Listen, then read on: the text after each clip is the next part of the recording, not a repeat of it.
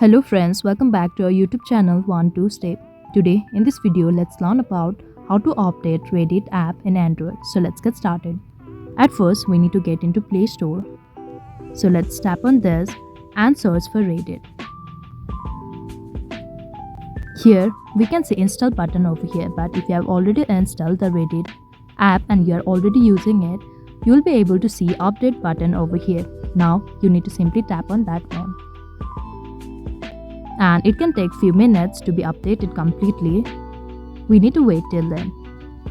Now it's done. You can simply click on this open button to open the app, or you can find it in home page you have already had as well.